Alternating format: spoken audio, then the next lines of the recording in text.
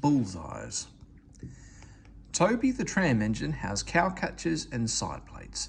They help to prevent animals getting hurt if they stray onto the line. Daisy thought they were silly. She said Toby was afraid of getting hurt himself. "I'm not," said Toby indignantly. "You are. I've got not stupid cow catchers, but I'm not frightened. I just toot and they'd all get out of the way." "But they don't," said Toby simply. "They would with me. Animals always run if you toot and look them in the eye." "Even bulls?" "Even bulls," said Daisy confidently.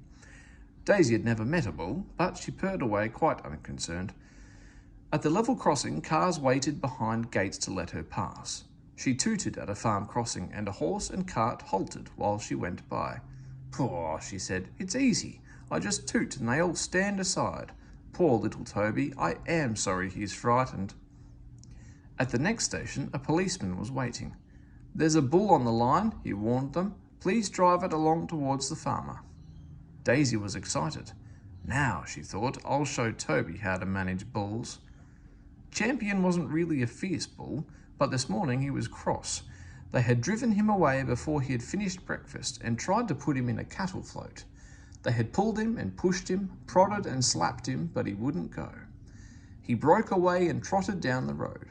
He saw a fence, jumped it, and slithered down a slope. Champion was surprised. This was a new kind of field. It had a brown track at the bottom, but there was plenty of grass on each side, and he was still hungry. "You!" tooted Daisy. "Go on!" Champion had his back to her. He was too busy to pay any attention. "You!" said Daisy again. Champion went on eating. "This is all wrong," thought Daisy. "How can I look him in the eye if he won't turn around? You!" At last, Champion turned and noticed Daisy. "Moo!" he said, and came towards her, still chewing. He wondered what she was. "You!" said Daisy feebly. "Why doesn't he run away?" The guard and the policeman tried to shoo Champion, but he wouldn't stay shooed. As soon as they turned away, he came back. He was a most inquisitive animal. "Go on, Daisy," said her driver. "He's harmless." "Yes," said Daisy unhappily. "You know he's harmless, and I know he's harmless, but does he know? Besides, look at his horns. If I bumped into him, he might hurt, them. The farmer wouldn't like that." Champion came close and sniffed at Daisy. "Oof," she said, backing hastily. Toby was surprised to find Daisy back once more at the station. The passengers told him about the bull. He chuckled. "Bulls always run if you toot and look them in the eye, eh, Daisy?" Daisy said nothing. "Ah, well," Toby went on, "we live and learn. I'd better chase him for you, I suppose." He clanked away. But Champion took no notice of Toby's bell or whistle. He didn't move till Toby whooshed him with steam.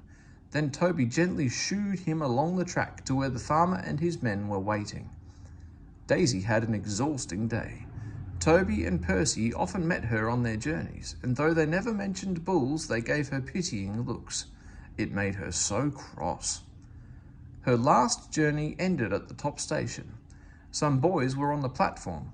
Suddenly, one of them came running, holding a paper bag.